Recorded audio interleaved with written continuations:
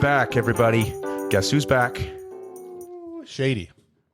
The Wolfman's back. Wolfman. I am, in fact, here. Yes. It is so nice to have you back in studio, Wolfman. It is so nice to be here. And by the way, to the guy who invented zero, thanks for nothing. Nice. Thank you. Can you dig it? Wrong button. Always wrong Michael button. was holding that in his pocket, and we said, just don't tell us about this dad joke. And that hit. It hit nicely. It was okay? Delivery? Yeah. It was good. It was Thank you. good. You're good at that, man. Yeah. It was like a jump scare, except not scary, funny. What's a jump? Oh, it's jump scares. I got you. You guys should have seen the visual. It was awesome. Yes. We kind of left things off with Wolfman. That might be a return visit. Yeah. And that was... It's like episode 30, somewhere around there. Thank you. Yeah. It's a return visit. I had to beg, really. No, We didn't absolutely have not. to beg. We asked him to come back. We asked him, as well as other listeners said, hey, if Wolfman comes back on again, first of all, he should come back on. We loved that episode. And secondly, there's some questions we want to ask. Yeah. So we've got a bunch of questions. You know, we should have had him call in. If we can, you know, that'd be fun. Have listeners call in and ask Wolfman questions sometime, which would be let's fun. do that. Maybe we got new listeners now. Since then, we should introduce Wolfman again. What do you think? I'm sorry. we may have like 1 or 2 thousand new listeners here. More listeners than we had last time. Yeah. So, yeah, man. go ahead, who are please. you, brother? Yeah. Oh, well, okay. All right. I'm an ex-bike racer who basically, here's the deal. I went to undergraduate at the U of A, and I was getting a degree in mining engineering. Believe it or not. We went down that last time. Yep. And while I was doing it, I was like, oh, man, I don't want to live underground. This sucks. So I've met someone who worked as an exercise physiologist. I didn't even know what it was. And then I changed my major and I got a degree in exercise physiology. Unfortunately, during that entire time, I was racing and going out of town all the time. So my grade point average was substandard. Mercifully, I'm a really, really, really good tester. And one of my old professors came into the bike shop where I was working and was like, what are you doing here, dude? I'm like, well, you know, I'm working in a bike shop and I love it. And I did love it. Right. My favorite job ever. Nice. But he's like, no, come on. Let's make something happen. He's like, I'll write you a letter. You do a good job on the GRE. I'll get you into a good university. So I did. I got a good score and I got into UT Austin and I got my master's degree in exercise physiology. And I worked in that for a little over 20 years. And then I oddly, crazy left turn, got into real estate, which thank God I did. So almighty dollar. Just killing it in real estate. Well, Awesome. what you know, with my schedule and the flexibility I need for my family, I'm like, dude, it's a good fit. Absolutely, completely perfect fit. Yep. But I love physiology. I love the notion of the scientific method and nothing being sure. I mean, I know that sounds awful, you know, because people are like, I want to know the answer. But for me, the notion that like, well, this is what we know to the best of our knowledge thus far. Yeah. That concept, I dig it. And here's our hypothesis. Yeah.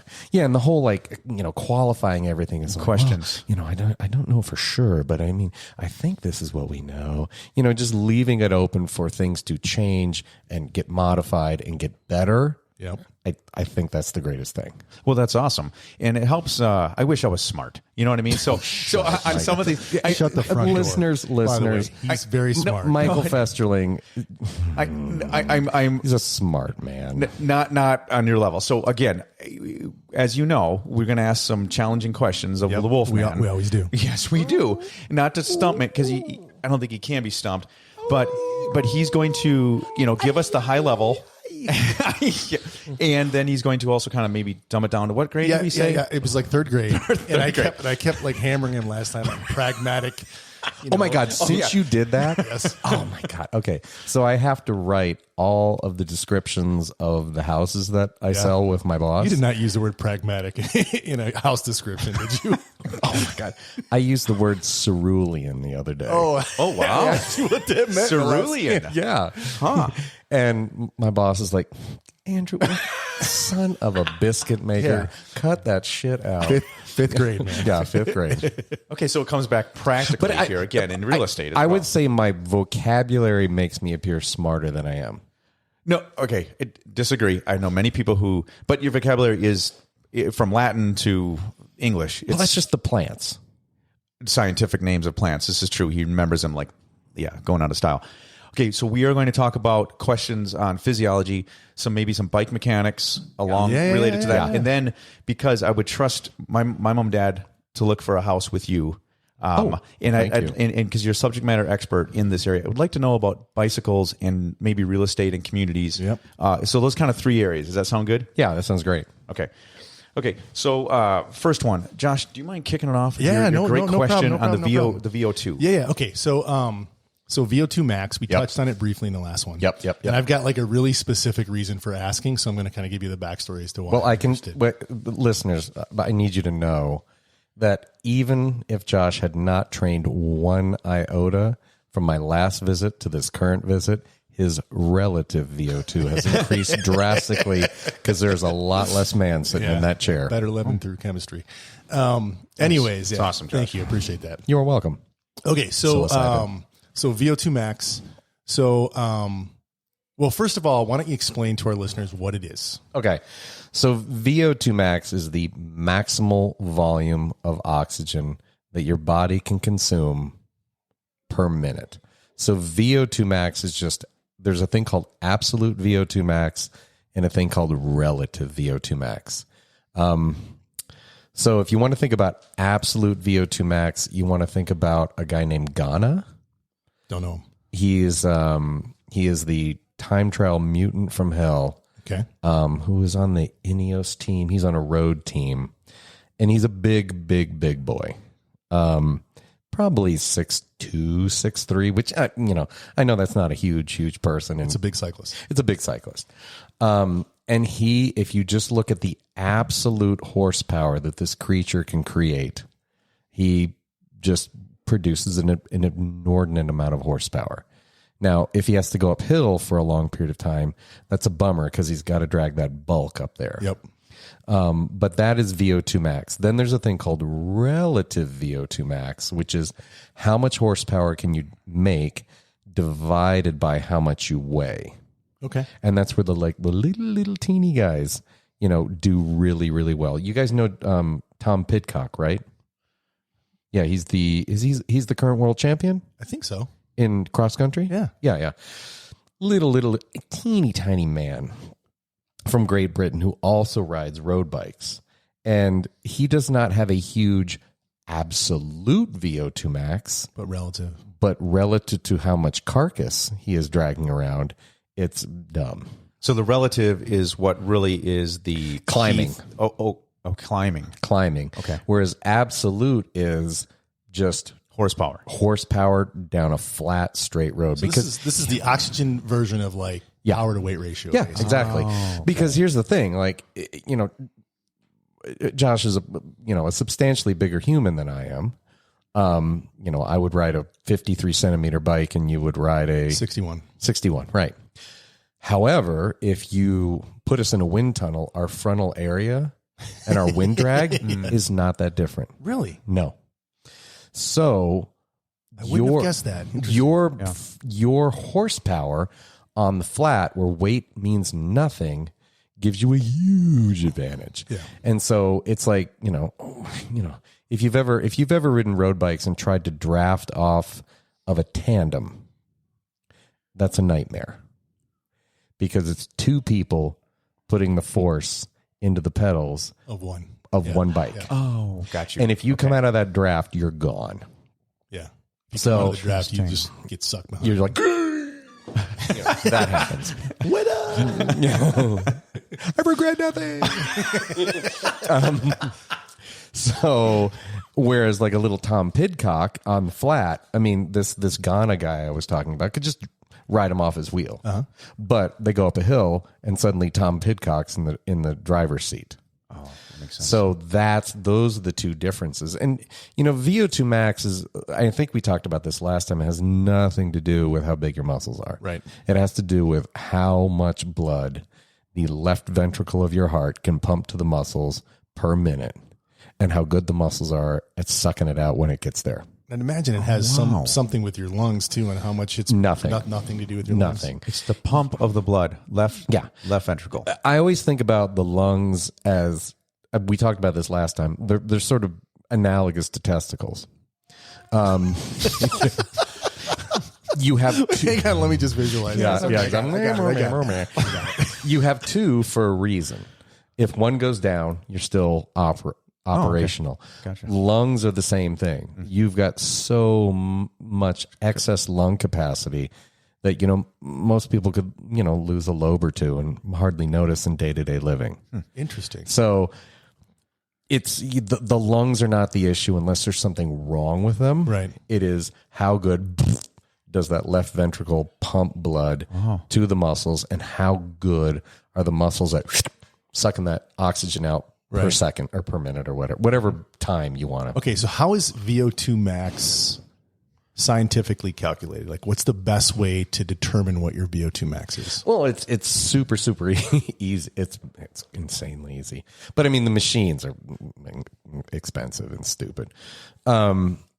Room air is 20.93% oxygen. Mm-hmm. Okay. And like 0.03, 0.04% CO2. Okay. So that, right? Yep. And then you put a mask on someone's face and you start collecting the air that they breathe out. Right. So you're like, okay, what's going into this critter is 20.93% oxygen. What's coming out is 19%. What's coming out is 18%.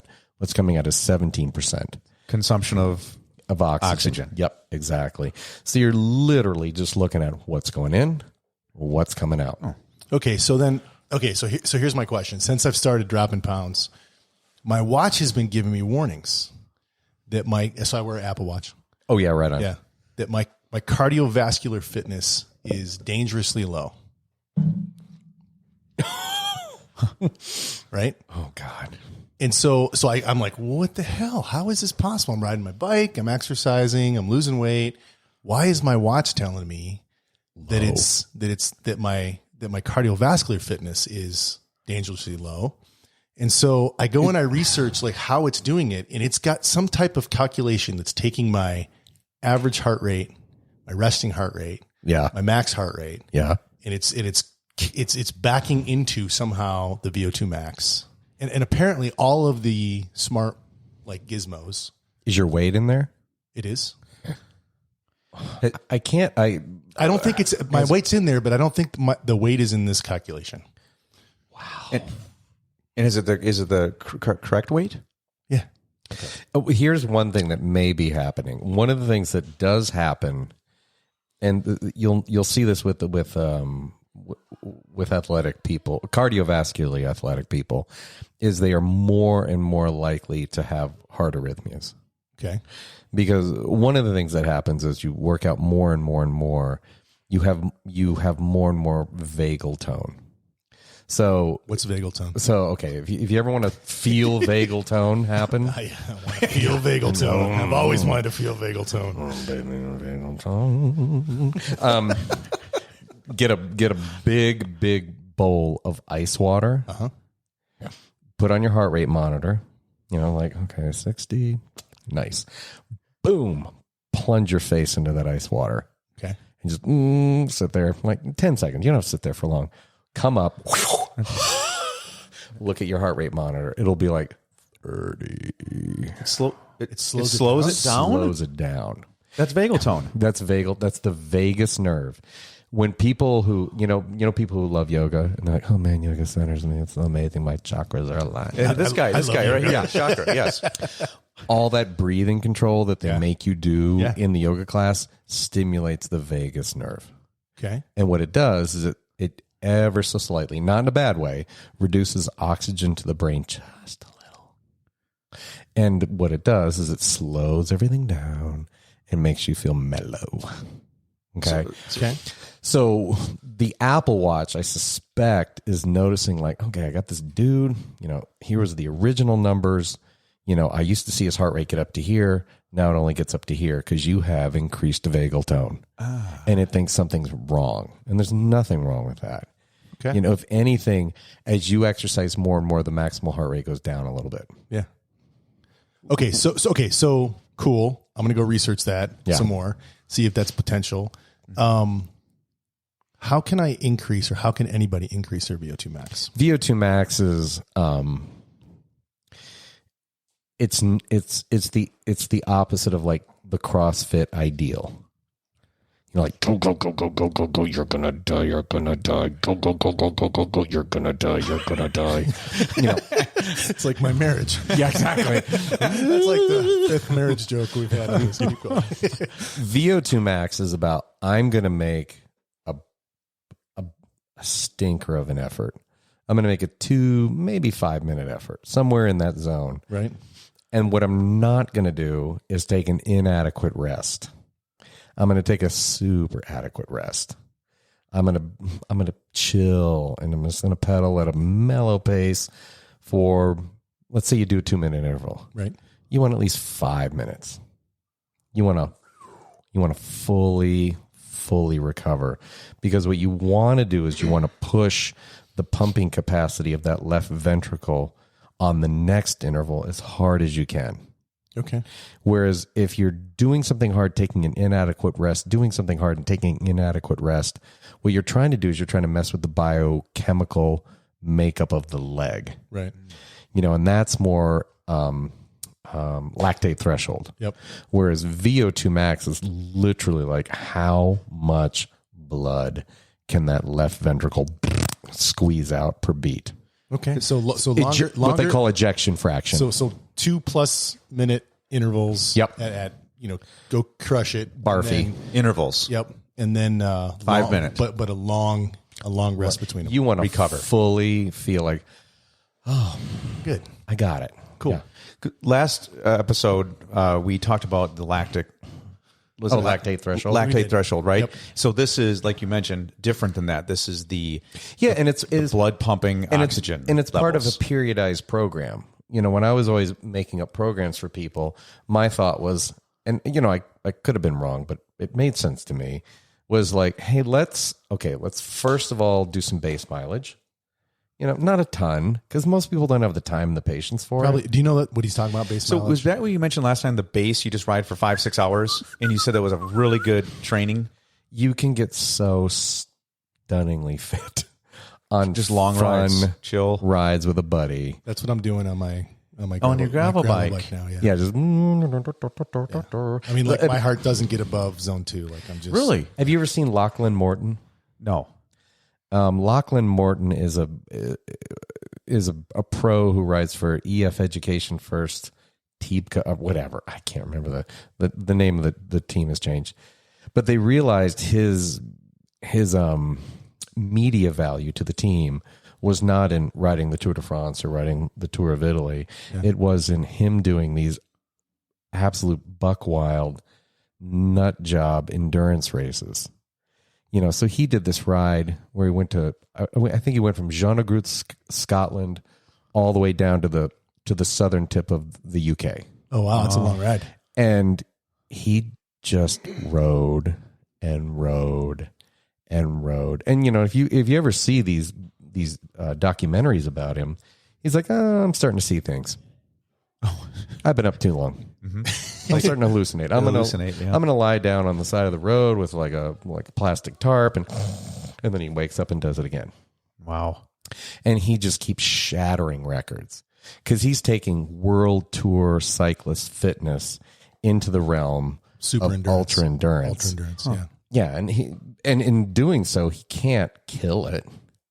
You know, he's like, I'm going to be on the bike for the next 36 hours without sleeping. By the way, we're gonna announce it. Well, it'll be the podcast that comes out right before this one. That's the team that Brady got on, was EF. Oh, he did? What? Yeah. What? My nephew's on EF. Yeah. Congratulations to Brady. Holy cow. Yeah, that's a huge that deal. is so huge. Yeah, you couldn't talk about it when we recorded the podcast. I remember. That day. What he knew. It's out now. Yeah. Wow. What's this person's specialty? So he's 15 years old. The podcast will drop on Tuesday, so you can listen to his whole story. But So he's on the development team. correct. Oh, Correct. beautiful. Yeah, with Enzo Hincapi. Hincapi's George's son. Yeah. Did you hear about Oh, go ahead. I'll come back to this. No, because the listeners will have heard the whole story about Brady. Because Okay. they'll hear that podcast. Yeah, because there's another local in town, Jimmy Riccatello. His son was in the tour of Italy, Really? just getting in breakaways every that's day. awesome. And you're like, mutant, I'll answer your question. I think Brady says he's like a GC, kind of all around. right? But time trials where he blows everyone away. Well, that's Time trials. Yeah. Yep. Yeah. That's time trials. Yuck. Okay, so I mean, I could never retain my focus. on the time and Yeah, I'm just like,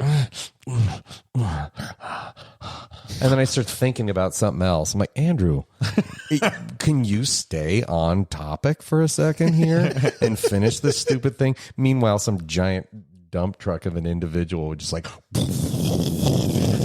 steam past me. I'm like, God damn it.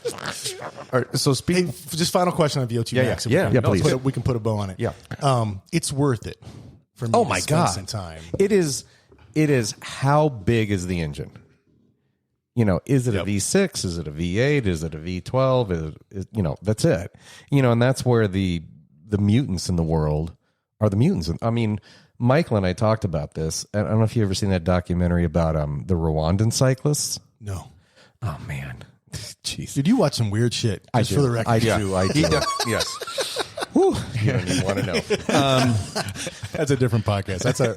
That's the other. Podcast. The other one. So, yeah, they went to Rwanda and they're like, okay, here's the deal. During the Rwandan genocide, whether or not you survived had a lot to do with, did you have a bike? Interesting. Because if you had a bike, you could get on it and you could bust away. ass and get away. Yeah, exactly. Oh. And what is it called? It's not called the wooden bike. They have a get together every year where people ride homemade bikes. Like made of bamboo and stuff like that. Oh yeah. And the country, I didn't know this. It's just like a nightmare of mountains, and it's like green Arizona. Right. Like woo woo woo woo. So if you're training there, you get amazing fitness. You're getting your butt kicked. So they just went over there with some equipment, and they're like, "There's got to be some talent around here," and they just rounded up these people, and they're like, "Oh man, amazing!" But here's the problem with VO2: it's just the engine. It has nothing to do with the command center up between the ears, Yep. and it has nothing to do with the lactate threshold. Yep. So it is a very, very crude, rude, dull way to figure out, does this person have some juice? Yep. And then we will proceed. See what else we can do. Exactly. And that's where the lactate threshold comes in, because that is, can you just suffer? Mm-hmm. Yeah. Yep.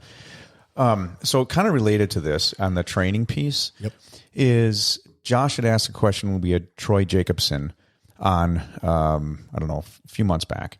And there was a comment about how much can you train before you start doing irreconcilable damage, where you kind of overtrain.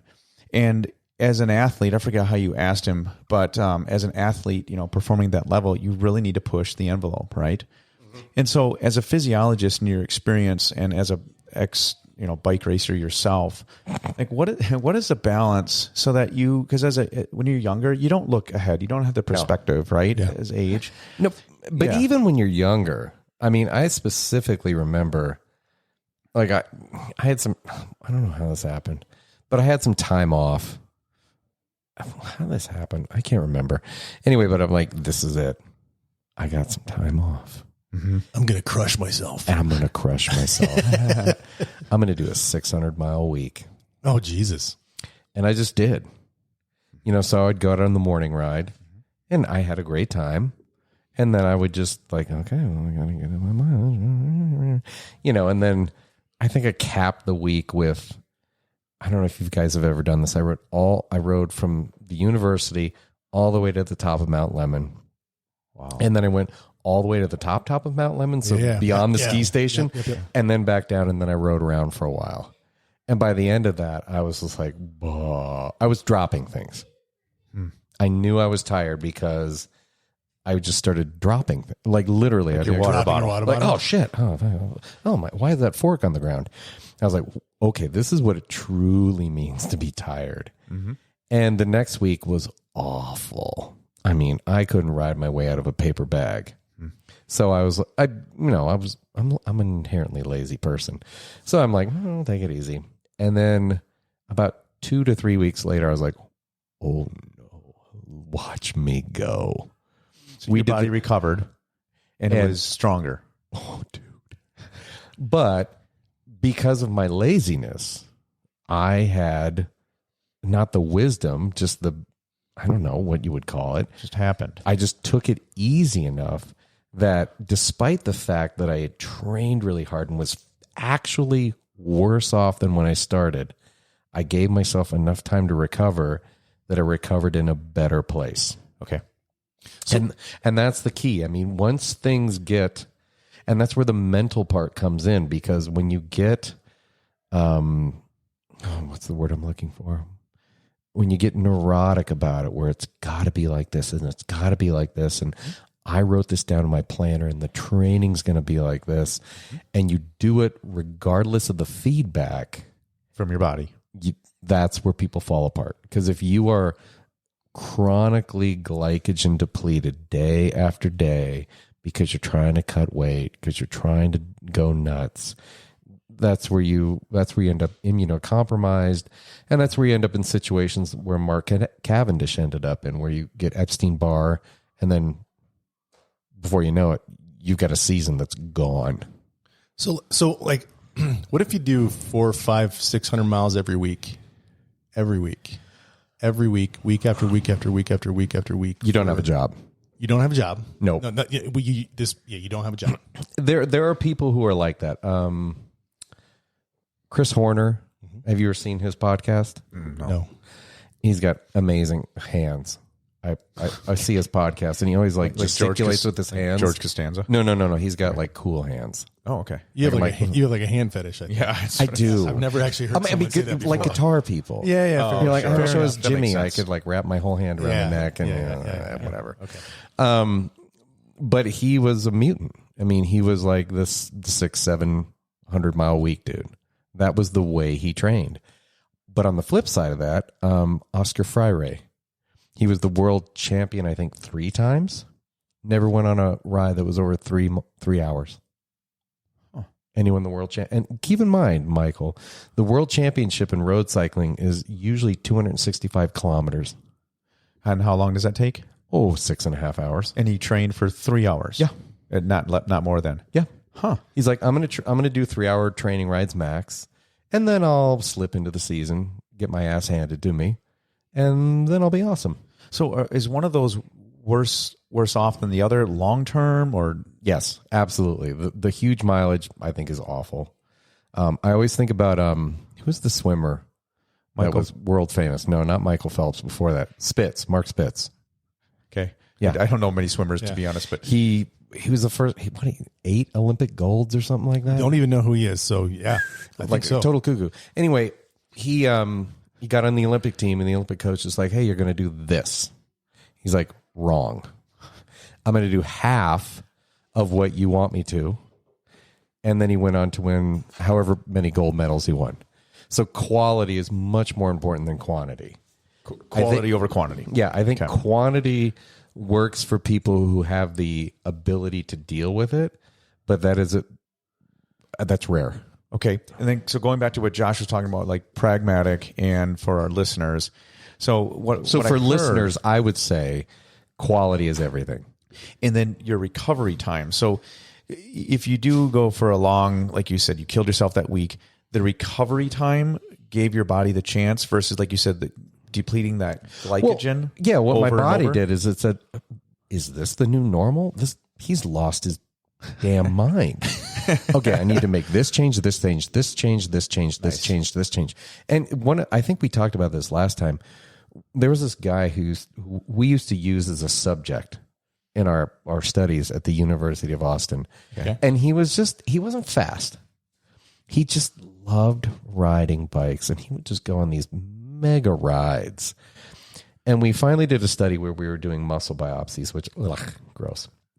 You basically stick up something the size of a Bic pen? a big pen in someone's leg. Just take a core sample. Well, like right here, Oh, like on the side of the thigh. And he let you do that. Well, no, you take a syringe full of lidocaine with a very short needle, and you Yeah. until the place is numb, and then you take a small scalpel and sounds and terrible. open a hole, and then you stick this thing in, and it's connected to a vacuum tube.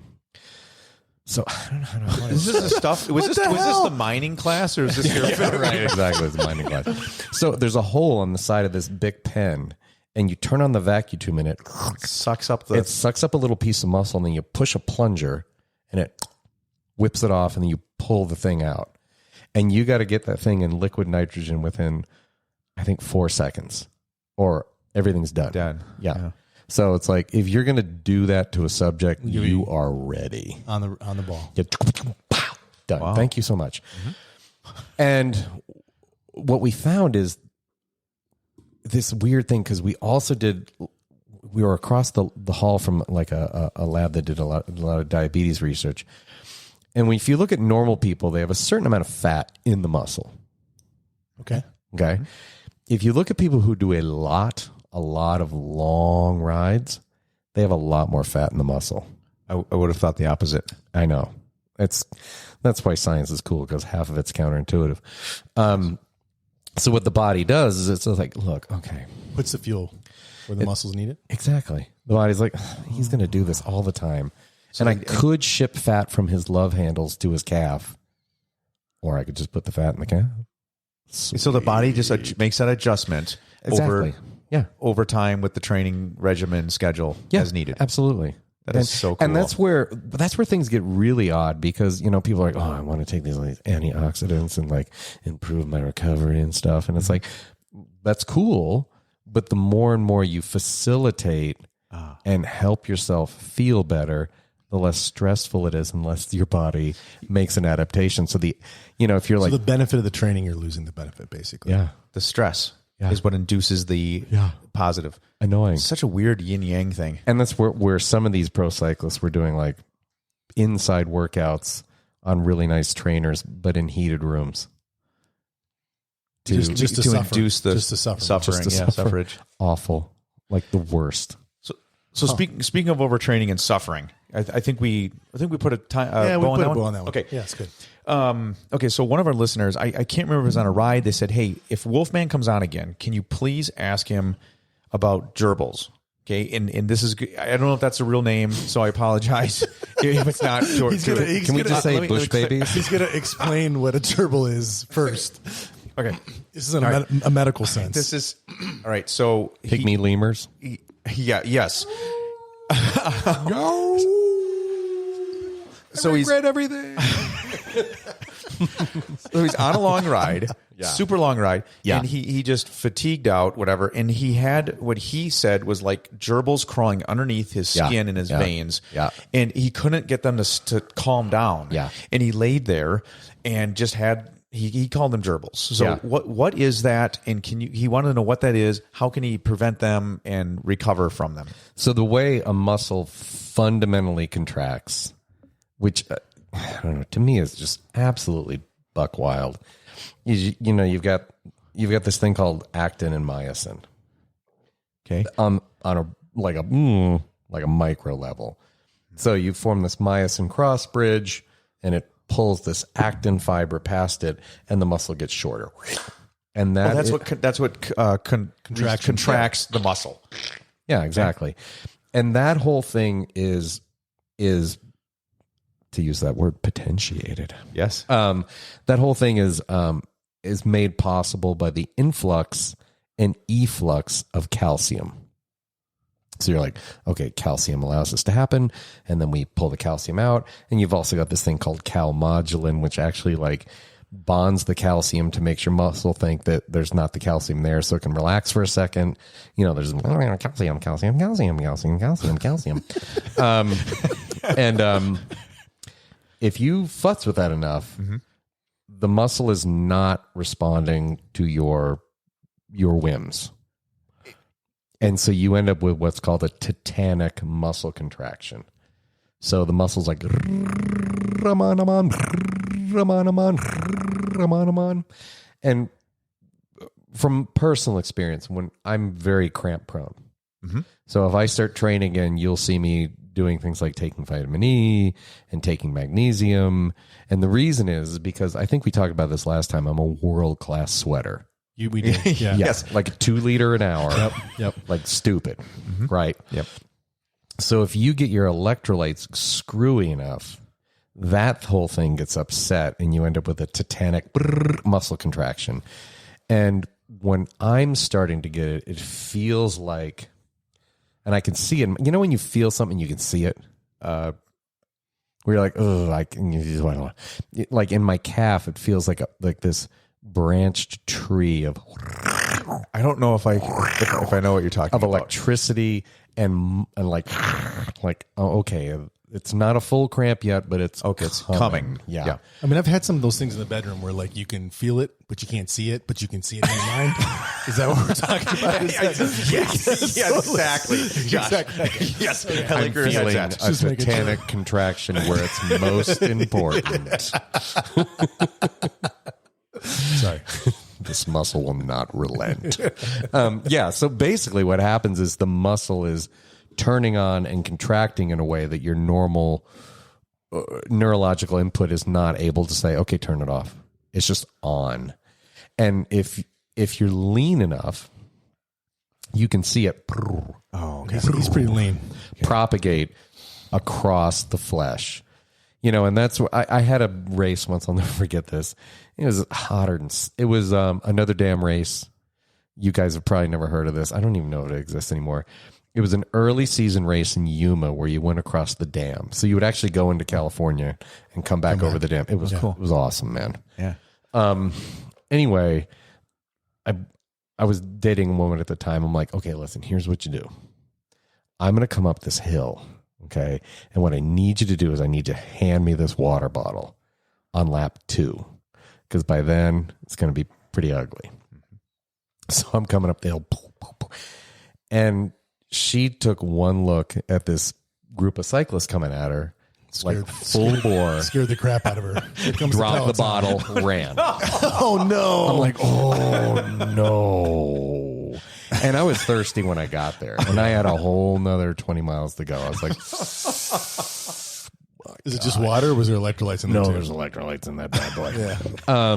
So by the time I crossed the finish line, you know, my cramps start in my calves and work their way up. Yep. I was just a wreck. And it was like... So it was happening. Oh, it was happening. The Titanic. And a friend of mine who was a PharmD was like, "Ooh, man, wow.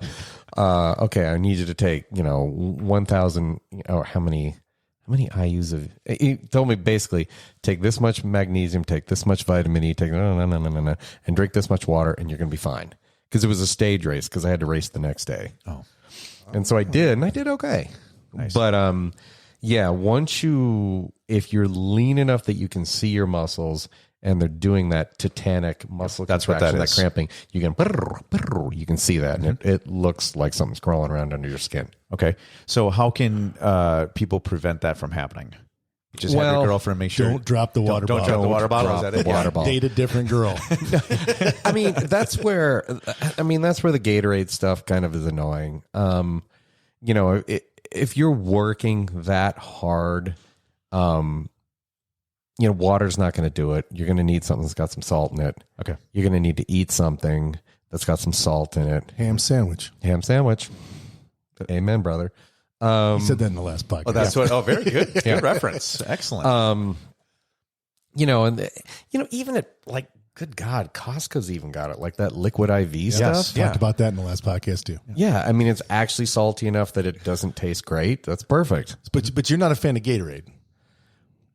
It's okay for what 99% of people do, but if you're in a mountain bike race and it's hot and you're sweating like an idiot, by the time you see any like salt rings on your jersey or your shorts, Gatorade's not going to do it. It's too late. You need something with more. You need something with some that tastes astringently salty. Yeah. Don't be afraid. LMNT. Oh, that's right. LMNT.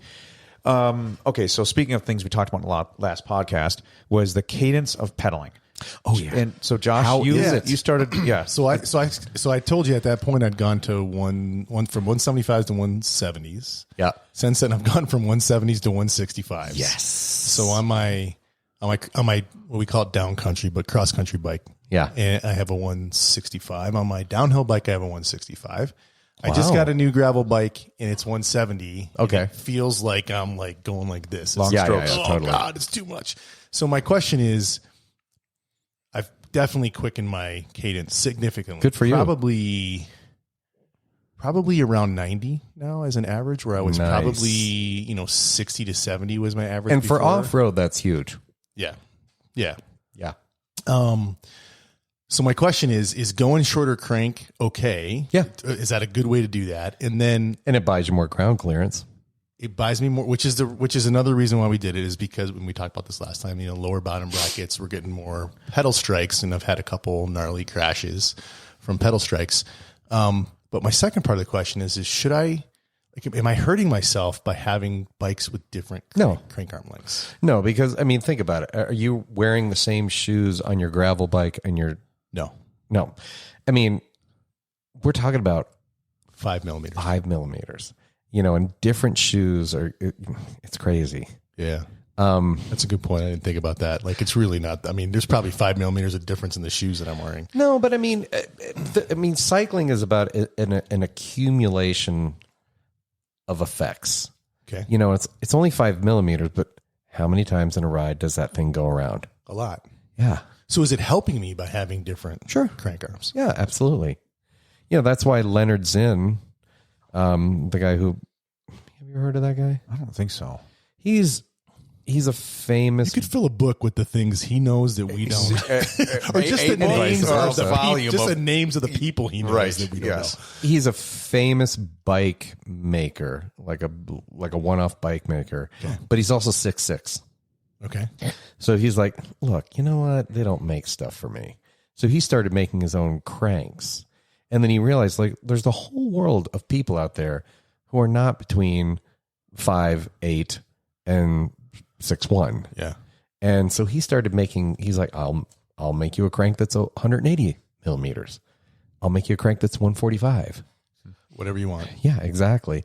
Yeah. And we actually had some adjustable cranks in the lab, and I was shocked at how little it changed performance, making pretty big changes in crank length.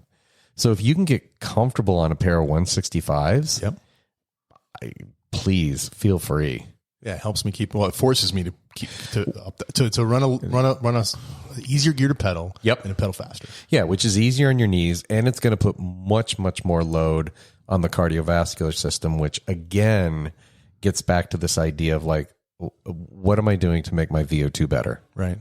So shorter cranks helps your VO2. Nice. Interesting. So along those lines, right? One of the things we thought would be cool, bike fit in general, and like where are the parts of the bike? Like how important is it? What's the most important seat? Okay. Talk to us about that. I was telling Michael about this, and I hope this is. God, I hope I don't go too far. I was in a really beautiful home, showing it to some clients, and this is the home you want to live in. Yeah. This is not like, some people made this house. You're like, someone hired an architect to make this house. Right. And you walk through the front door, there's a view for the whole house into these giant windows that looks out into the city. And then if you look behind you, the Catalinas are, Yeah. Anyway, so I walk into the house, and, we're talking about the kitchen. We're talking about the countertops and all the real estate stuff. And I look over to my right, and there's a bike. It's an S-Works. So it's a super high end, specialized road bike for our mountain bike listeners. It's $10,000. Yeah. Yep. And it's on a stationary trainer. I'm like, I get that. That's what people need. Yep. And then I take another look, and it's got a saddle on it that I know. It's cheap. And it is tilted down probably at a 15-degree angle. That's pretty aggressive. Pretty aggressive. And the guy's just doing it to make it so his Johnson weed doesn't go numb, right? Yeah. But because it's down at such an angle, he is basically falling off the seat during the whole ride, and he's having to push himself up with his arms. So, I mean, the maximal time this guy can probably spend on the bike's maybe 45 minutes before his shoulders and his neck freak out on him. And I'm like, this is a $10,000 bike with a $60 saddle on it that forces him to ride in a back-asswards way. If that guy would just pay $350 for a bike fit, pay another $250, $350 for a really nice saddle, that thing could be level. He could sit on it, and he could just actually pedal as opposed to fighting the bike. So during a bike fit, I've never had one. Oh, Probably something I should do. Yeah. During a bike fit, they also can help with the saddle. I didn't oh my realize God. that. When I had my bike fit, by, what's his name? Kurt Rosenquist? No. So it's another guy we don't know. No, yeah. You know where the Lost Barrio is on South Park? I do. Yeah. Fair Wheels has a warehouse down there where they run their mail order business out of. Oh, cool. It is, dude. That's where they had that 9 pound rideable road bike. Dude, Fairwell's got some. I mean, I remember going to Interbike. And do you know what Interbike is? Yeah. So I remember I went, 1 year I went with Arizona Cyclists, a couple years I went, and then they let consumers in. I went as a consumer, but I went a bunch of times, and Fairwheel was there. Yeah. Like with like, You're like, so- what are you doing like, here? why is there a bike, like a shop here? Those guys are connected in Yeah. super interesting ways. They invented the sequential XTR shifting before Shimano did. They took, how did they do this? Oh my God, how did they do this? They took like Dura-Ace and like electric. yeah. Yeah, no, I saw it. They had it at the shop there. They converted a Dura-Ace Di2 electric shifting when electric shifting was only available for road bikes, and they converted it and had it on a mountain bike there at Interbike. And they had it so it was, I don't know what the word is for it, but basically all your gears are programmed into it. So as opposed to picking front chainring, big chainring, small chainring, and the gears in the back, the gear ratios were programmed in. So you're just like, I want it harder, I want it easier. I want it harder, I want it easier. And it did the selection for you. This is when, so it probably doesn't sound like a big deal if you have a one buy, but at that time we were all running two or three buys. Okay. So you had to do a combination of a shift in the front and a shift in the back. Okay. And it did it for you. It's like the next gear up is going to be us doing this and this. Wow. It was crazy. That is. So it must be a computer chip of some sort. Oh, that they, it was awesome. Yeah, they came up with it. Amazing. Dude, I got to go down a rabbit hole real quick. Yeah. So Punk Rock Dan writes me. Uh-huh. And he says, Punk Rock Dan's a longtime listener. And you guys know he's a retired admiral. He's a chief engineer at a defense company. He's just a brilliant guy. And he's ripped. He's an interesting dude for sure. But he writes me and he's like, hey, I heard your podcast and you were talking about like Shimano having a drivetrain system that automatically shifts from the front. Have you seen this now? The front cog moves independent from the crank. Oh my God, they brought that back. Auto shifting. Insane. So SRAM and Shimano have one. And he's like, I've got a patent from 1977 where I came up with that idea. Yes. Cash in. No Punk kidding. Rock. Punk Rock Dan. Yeah, it's just, of course, right? Of course he does. Of course he does. I don't have to see if anything ever comes of that, but I'm like, I send him here's Shimano's and here's SRAM's and go research it. Yeah, it's so funny. I love it. Sorry, I didn't mean to take you off your topic there. And what was I doing? So we were talking about Bike fit. Oh, yeah. yes. So I went in there and he put me on the bike and I'm like, hey man, I got this bike. It's kind of a girder, it's stiff and it's a race bike and I'm just old. He's like, So he starts like futzing with it and he's like looking at it. And, before I know it, I walk out of there. My handlebar is actually lower than when I started. I'm like, what? But my pelvic orientation to the bike was completely off. He changed it. And all of a sudden I'm like, holy moly, I got like a new lease on life with this thing. But here's the big thing he did is he took the fit that he came up with off the bike and he transferred it to this fit bike. And then what he did is he basically had like 50 saddles on the wall.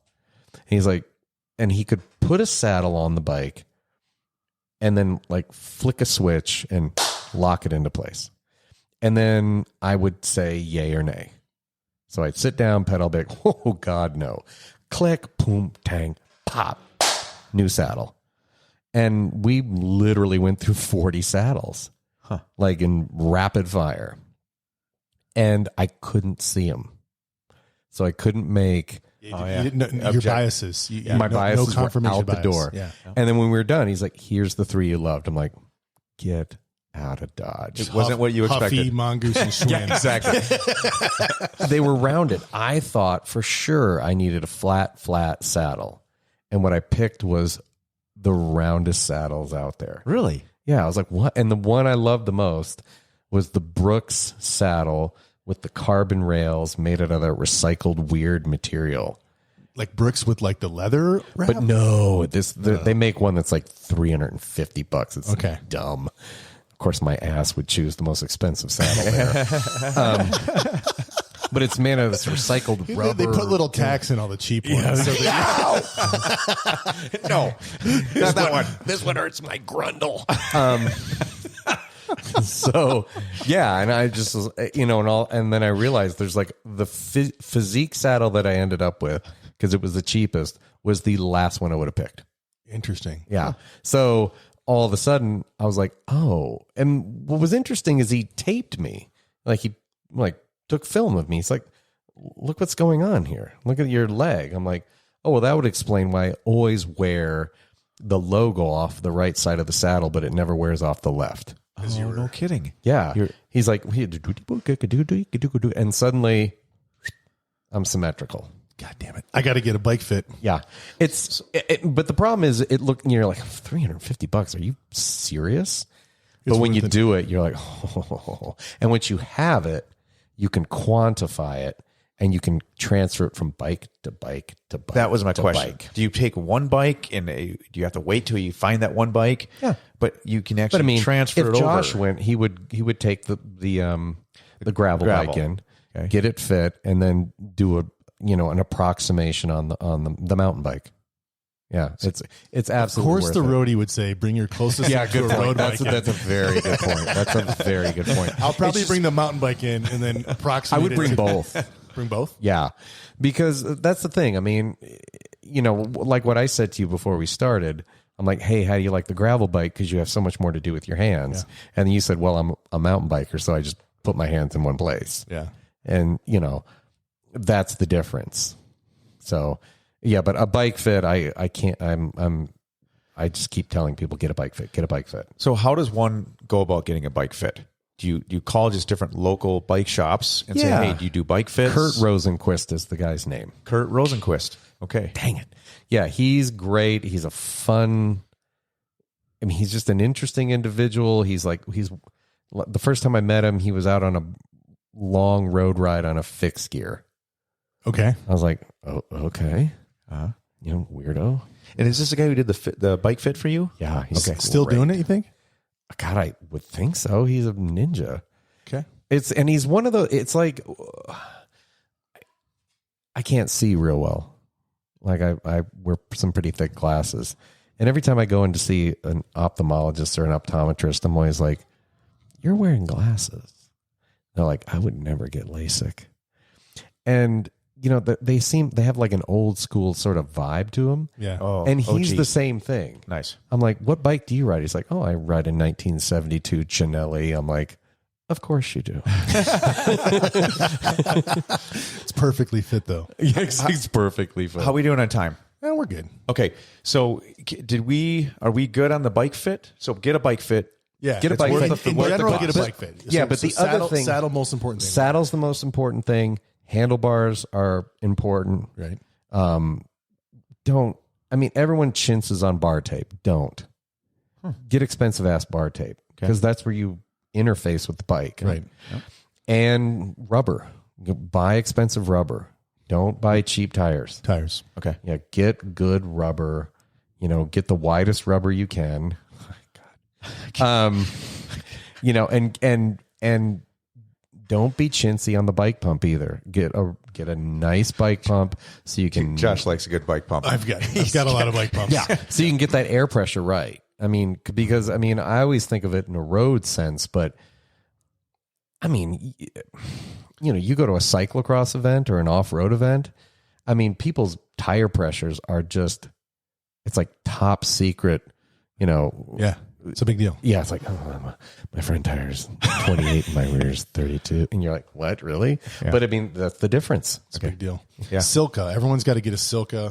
It's like a $500 bike pump. Okay. Like manual bike pump. That is in the Bible. Yeah. Nice. All right. As we talked about, you're a subject matter expert. I love you, Niecy Nash. I have no idea what Niecy it Nash? is. No. You don't know Niecy Nash? Another we don't know. She's an actress from Reno 911. Of course. Yeah.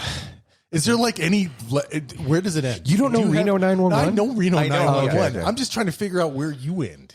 Like, where does your breadth of knowledge stop? Oh, my God. Jesus Him and Christ. Punk Rock Dan. Pop culture? I am the worst. Okay. Yeah. But you're talking about Reno 911. Yeah. That's kind of I pop know, culture. but that's not pop culture. That's like, I don't know. That's new boot goofing right there. That's what Yeah, that that's is. it. New boot goofing. I like that. Have you seen it? So it's a Reno. I'll show you. It's a Reno 911 clip. Oh, Yeah. Okay. So subject matter expert also in real estate. Okay. So in your experiences, I don't know, whenever now, just currently, are there some trends with real estate and communities regarding bicycles, whether it's the home itself, the community? Can you talk to us a little bit about what you're seeing out there? I think, and hearing? yeah, it all comes down to the livability thing. And I think, honestly, people are getting a little lazy. Like the loop was a huge undertaking, and it has a lot of added values for a lot of communities. So the loop is a paved trail that kind of circumnavigates Tucson, but then also spurs out to some of the major, like out to Oro Valley, out and to stuff. Oro, some of the major kind of cities that are adjacent to Tucson. Yeah, I guess I just think about it in the context of a couple I've been working with who really want to buy a place in Tucson, and their big thing is there a place to store the bikes? How easy is it to get to the bike path? And as a mountain cyclist, maybe this doesn't come up so much, but as a road cyclist, the quality of the bike path is everything. And the fact that the bike path would be on the road as opposed to off the road is key. And I know that sounds insane, but my parents live up off of Tangerine. Yep. And Tangerine's a big road and it's got a little shoulder, which is cool, but there's also a separate bike path. Yep. Like off to the side. The problem is that bike path crosses over the feeder roads to Tangerine. So you're having to stop all the time. Well, but they cross the road before the stop sign on Tangerine. So people are just like do do do do do, and they blow through, and it's just dangerous. danger. Right, right. Because what is it? 75% of bike to car incidents occur when people are either A, riding on a sidewalk, or B, riding against traffic. Mm-hmm. And those bike paths, for the most casual bike rider who's not into it for fitness, probably okay. If you're actually trying to get fit, they're a disaster. So for me, I just wish the infrastructure, the cycling infrastructure, was more a part of like the community zeitgeist. Like it's there. Everyone expect there to be bikes on the road because we have made the infrastructure for them to be on the road. Therefore, things will be safer. Yeah. But I think people shy the away loop, from that. the loop itself It's great because there's no crossover. Doesn't have the crossover. It Right. goes underneath all the roads, and it's It's perfect. Yeah. Yeah. I mean, it's one of the best around. So, but I think Wolfman. What we want to get to is like what trends are you seeing in real estate that are bike related? Are you seeing anything? Not a whole lot. I mean, the one thing I am seeing is in some of the stuff, some properties I've seen down by the bike loop, they are including bike storage. Okay. And I think that's a huge, and there's a couple of office spaces in town that allow bike storage. And I think that, bicycling is equipment intensive. Mm-hmm. And even if you have a beautiful condo or a townhouse that's on the second story, I mean, for you or me or Michael, dragging a bike, a nice bike, up a flight of stairs and putting it in the house is no big deal. Right. But if you didn't buy a really nice bike and your bike happens to be 30 pounds and you happen to be a little person, it's another barrier that keeps people from cycling. Right. So I think, in the world of real estate, there is this idea of like, let's get them, there's a piece of land, we're going to develop it. Let's get the most money out of it. Yeah. I wish there was a little bit of perspective on, okay, that's the case, but how are we going to make this as livable as possible? And I think livability is part and parcel of making infrastructure changes that make cycling easy and makes people feel safe. And I will tell you, I mean, these people are from out of town. This is going to be a second home for them. And I've shown them plenty of beautiful places that they didn't buy because it didn't have easy bike access. Wow. And that sort of thing, I don't think people in a short-term temporal frame think about, and the more that you put money into that, the more attractive we look as a community. Mm-hmm. There's articles here that one of them is from the National Association of Realtors. Is it NAR? NAR. Okay. And they talk about that it actually increases the home values if the trails are done correctly, 3 to 5, even upwards of 15%, depending in some communities. Oh, absolutely. So that's an interesting story you have that's happening right now. There's a transportation research part E, F, psychological and behavior, something that you probably read on a daily basis. Science Direct. Okay. It goes to what you're talking about. It's a physiological measure of bicyclists' subjective experiences. And what it has to do with all the different monitoring wearable devices. I'll read this. The recent rise in wearable devices has coincided with research using bike riders' physiological responses to measure their subjective experiences while riding.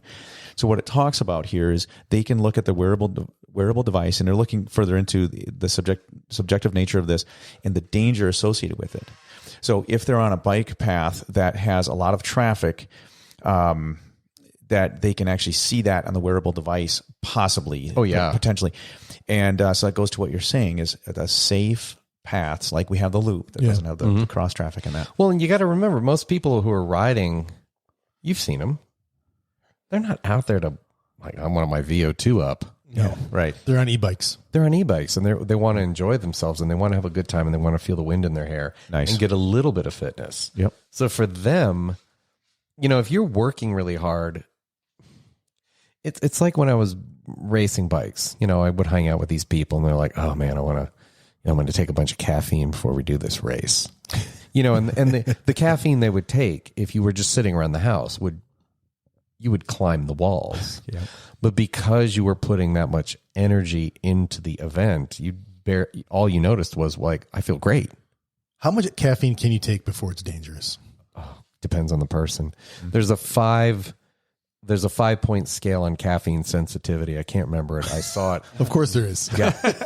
And it goes from like, the people who can, like have a double espresso and go to sleep to the person who looks at like a cup of coffee wrong and have heart arrhythmias. So it's very dependent on the person. But I mean, if you're working really hard and a little stress happens, you're not going to notice. But if you're enjoying yourself on a bike ride and you're not working really hard, you have a close call with a car, you're going to have a physiological response that can be measured on a wearable device. That's what that article is talking about. Exactly. So there's another article here that talks about, it's a Seattle home that looks like it's custom built, beautiful place. And what they designed, they have 18 different bikes, because we've talked about you need how many bikes? N+1? N+1. And so this is a 3-story home on kind of narrower a lot. It says, but the ground floor of the home is where the garage, entry, bike shop, and exercise room are located, where the bike shop opening opens out to an enclosed yard for washing, maintenance, and repairs. Yeah. So, I mean, this is to the next level, of course. Luxury mudroom. Yeah. I mean, how cool would that be? And then, of course, it's located centrally where it's like the merging of two bike paths. Right. And I don't know if you've looked at any statistics. I mean, we could talk about the sustainability of course, but also like just the using of, non-renewable resources. But it talks about if 23% of trips were taken on bikes by 2050, the world would avoid 300 megatons of CO2 emissions, leading to a cumulative saving of 25 trillion between 2015 is when this was, and 2050. Yeah. I mean, that's significant. So we're looking at different ways, electric cars, but if they just design communities and other things, the bike could really be a solution here for the whole world. Yeah. And especially, I mean, and that's the weird thing. I mean, we're, I don't know, this is too, but, kind of Don't be scared. facing this climate crisis, and the climate crisis and the increased heat that we've had here, makes cycling harder. Oh, man. I've ridden less outside this summer. Because of the heat. It's been crazy hot, man. And the answer is, part of the answer, a fractional part of the answer, is more riding outside. So it's a little bit like fitness. I mean, I've said this to you before, like I got to get fit before I can diet if I want to lose weight, because the more fit I get, the better my insulin sensitivity gets, the better my blood sugar control gets, and the more easily I can go without a little bit of food without me feeling like I'm going to like fall face first. Interesting. Goes hand in hand. But whereas, with cycling and climate, you're like, okay, we need to get out there and do more things on the bike, even though it's more comfortable, to offset, this looming crisis that's like looking us in the face. Yeah. It's a weird metaphor, but I kind of think of them in the same breath. That's super interesting. Yeah. All right, I got one final question for you, Wolfman. Good, because my bladder is very full. Okay, so you have control of this. You can make this answer as long as or short as you want. Tell us something kind of ex-phys related that we haven't talked about, could be applicable to the cyclist, that you think is super interesting and that we should all know. I guess for me in cycling, and I had this drilled in by a coach, and he's like, what is the biggest organ in the human body? skin. I know what mine is. Skin. I'm sorry. It's my hog. Skin. And so he was kind of a nut job. He's like, guys, if I see you hanging out after the bike race in your shorts, chatting with people, I'm going to yell at you, because the biggest organ in your body is your skin. And what I don't want you doing is sitting around in your butt gravy. Chafing. Yeah. Chafing, but also bacterial. I mean, and think about like what Ineos Grenadiers did with their team bus. They're like, hey, here's the deal. Everyone just rode a 6-hour stage in the Tour de France. Do we really want to take everyone's shorts and throw them into one washing machine and create a big bacterial soup so everyone can put them on tomorrow? And they didn't. So every rider has their own little mini washing machine on that bus so they can keep their grundle. I did not know that. Grundle clean. Yeah. Interesting. So his big thing was like, guys, and when we were teenagers, so we're disgusting. It's gross. Yeah. He's like, when the race is over, we have a team van. You get into the team van, you get out of those goddamn clothes. I don't want to see you hanging out in clothes. So to me, that's a huge one, because that's just another unnecessary stress. And if that goes south enough, guess who's not going to be riding tomorrow? Yeah, for sure. A nice little saddle sore, and you're like, oh shoot. Yep. So that's a huge one. But the other thing is the balance between taking antioxidants so you feel better, but not overdoing it to the point where you don't get the training effect. Yep, you talked about that earlier. Yeah, and I think that's really about sleep. That is 100% about sleep. Getting enough good quality sleep. Getting enough good quality sleep and having good sleep hygiene, which is insanely important as you get older. Sleep hygiene? Yeah. Like, okay, how much booze am I going to have before I go to sleep? Okay, I got to have a limit on this.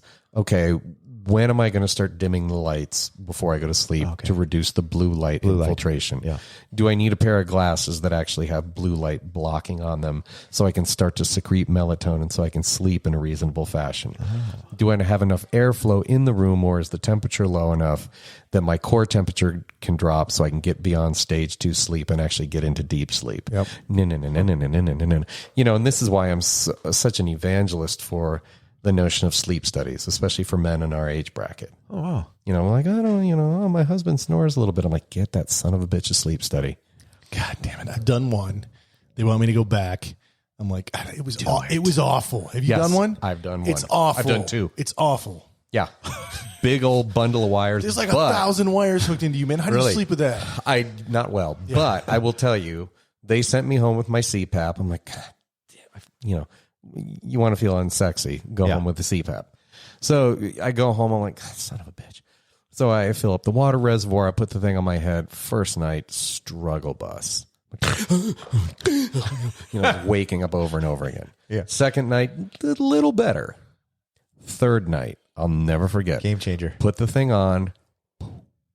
Really? Woke up, looked over at the CPAP machine, and the CPAP machine tells you exactly how many hours you have slept. And I'll never forget this number. 8 hours, 27 minutes. And I had to pee like a racehorse. I was like, yes. Wow. So that made a difference. The sleep, getting a sleep test study done. Sleep. Because you